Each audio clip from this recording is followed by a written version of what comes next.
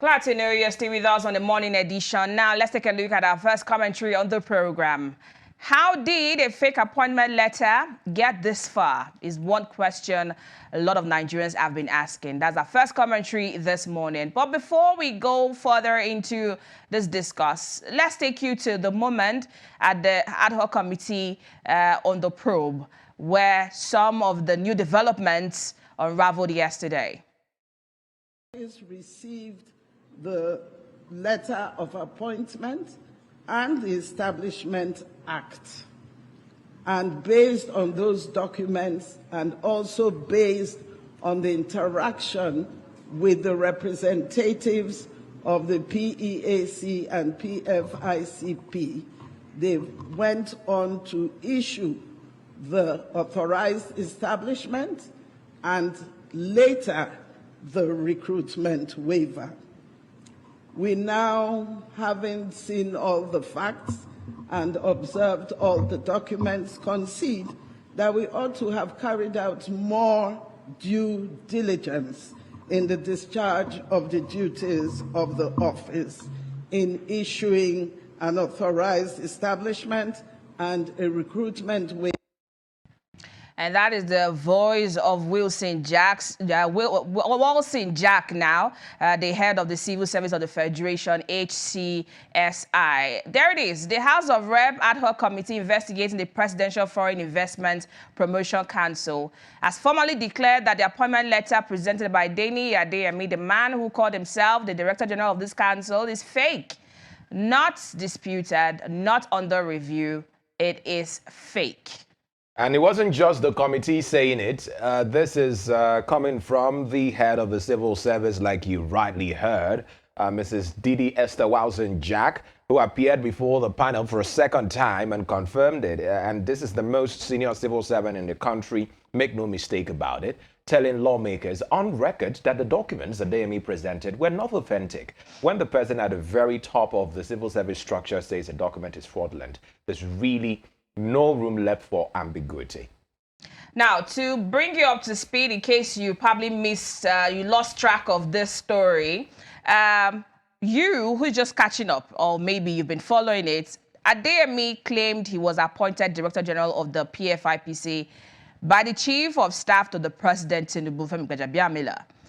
On the strength of that claim, he reportedly operated out of the Federal Secretariat complex here in the capital city, Abuja, a federal government building for close to 2 years. How did he survive? Did you say 2 years? How did he survive? Well, he did that for 2 whole years, running what the presidency itself has now called a pure scam. And in that time, investigators say he opened dozens of fictitious bank accounts, secured a provisional waiver to recruit over 300 staff. He hosted foreign ambassadors and had 1.3 billion naira appropriated to his council in the 2026 budget. Now, some reports put the figure budgeted for this non-existent agency as high as 24 billion naira. Staggering amount. 24 billion naira. I mean, for an agency that legally, under the law, did not even exist. And that's where troubles a lot of Nigerians. It wasn't clever forgery that finally exposed him. According to the presidency, a senior special assistant said the fake letter was uncovered partly because he had a phone number printed on the letterhead, which usually, if you take a look at an official letter, it doesn't carry that. The genuine State House letterhead doesn't carry a phone number. That's how basic the giveaway was. And the committee chairman, Yusuf Badi, went even further. He said forensic analysis showed that the signatures on the letter didn't even attempt to imitate the chief of staff real signature, which means whoever was behind this wasn't even trying that hard to be convincing. Exactly. So why didn't we get this guy even at the very first desk that letter got to? Due diligence. In fact, let me quote Yusuf Gagdi's words. He said, if it were forged, there'd be an attempt to imitate the signature. But this wasn't imitation. It was fabricated from scratch. But guess what? It sailed through the office of the head of service. It sailed through the accountant general's office. It found its way through the treasury and made it all the way to a budget line. And I mean, that's the question this whole scandal forces us to ask this morning. Not just was the letter fake. We know that, at least for now. The real question is, how does a fake letter with an obvious giveaway, like a phone number that shouldn't be there, and what you might call a fabricated signature as well, move through multiple layers of Nigeria's civil service, get budgetary backing, and operate inside a federal building, not for 1 week, not 2 weeks, not for 3 months or 6 months, not even 1 year, but 2 whole years?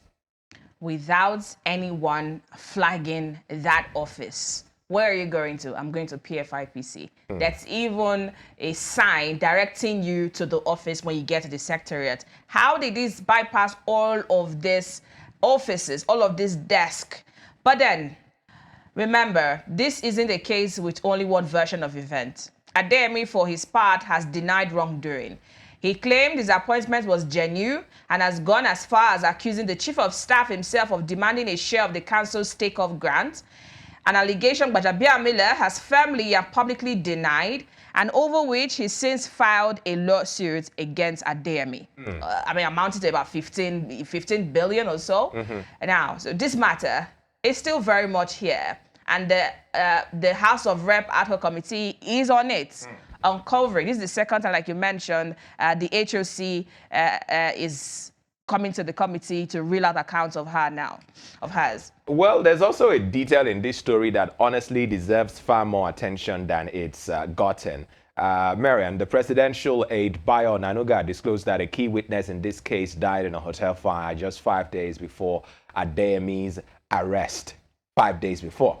So, we're not in a position to draw conclusions from the timing on this particular matter, and we're not going to do that, but it's exactly the kind of detail that makes Falana's call for an independent, transparent probe feel less like a formality and more like a necessity. But I mean, he called for that, but somehow he's also been able to withdraw himself from the case, talking about Femi Falana, who had appointed himself to take up the case ab initio pro bono, but he's now withdrawn.